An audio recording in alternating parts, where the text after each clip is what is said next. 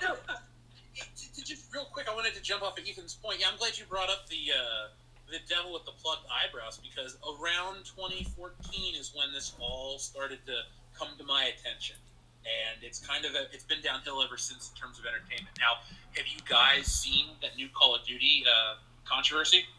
Oh yeah. Yeah. You want to talk about weak? How can you be offended that a game about war is too realistic? Like, it's the point of the game. War is there's complex morality behind this stuff. How can some loser from California that works at IGN go, I'm uncomfortable playing this game? Good, the game's not for you, but you're going to give it a high score because your company's paid to give it a high score. So just shut up. Like, they want to be shills. They want it to be all these things all wrapped in one. These people are going to be the downfall of our entertainment. I agree, and IGN was completely triggered by the Call of Duty stuff.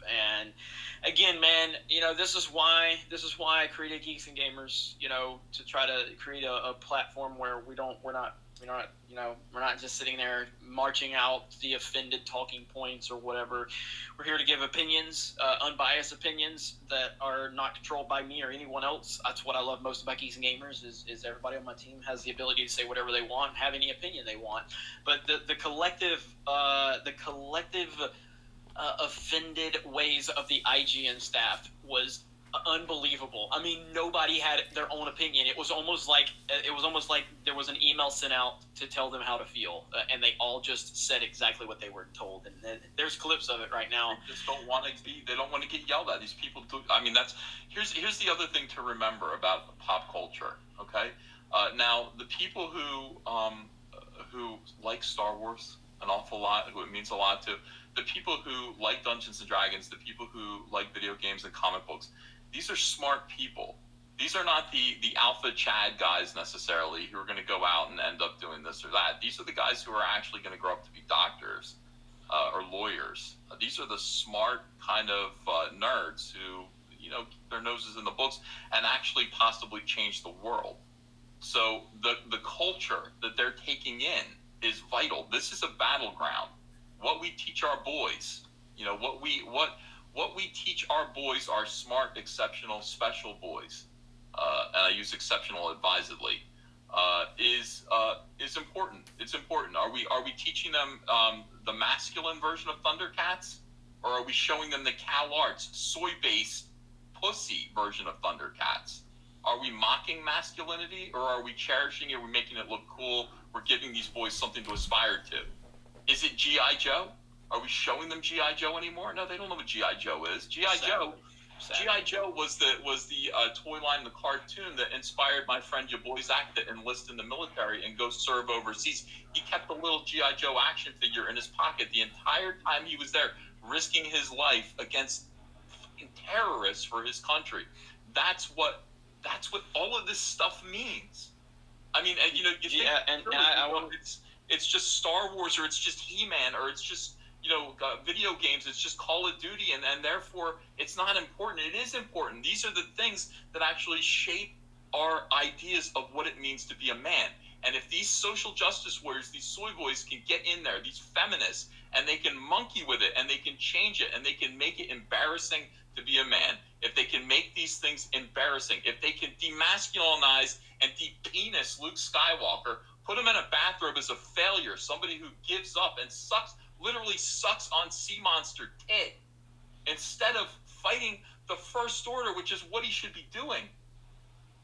What kind of message does that send to our boys? What kind of message does that send? How are boys supposed to grow up without Luke Skywalker, as an ultimate role model? How are boys supposed to grow up if Batman is sitting there crying over Catwoman, denying him leaving him at the altar, whining about Selena Kyle all day long? Boys don't have the role models that they used to have, because the most incredibly depressed, mentally ill weirdos have taken complete control of our pop culture, and they're ruining it. And we talk about it every day as the Fandom Menace. We talk about it on our channels, but we don't get right to the heart of it. That's what it is. You want to pump out more soy boys that look like Will Wheaton? This is the inevitable result of all of this. This is where we're going. This is why we fight so hard. YouTube. YouTube's alarmed at what we're saying. Why are you alarmed? We're actually helping to fight back to raise the next generation of boys that are going to fight for your freedom when it inevitably is going to be threatened again in this country.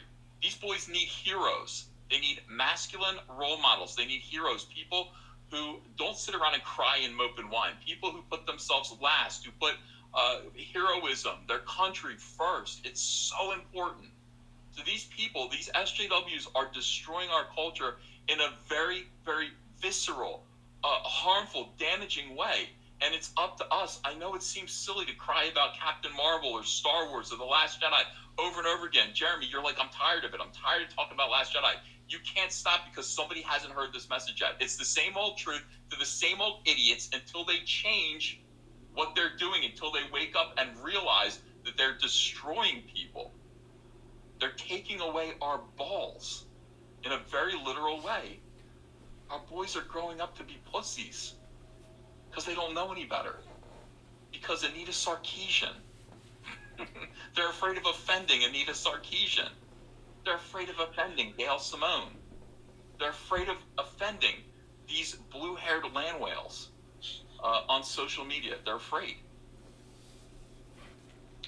That was some of the greatest content you have ever produced on YouTube.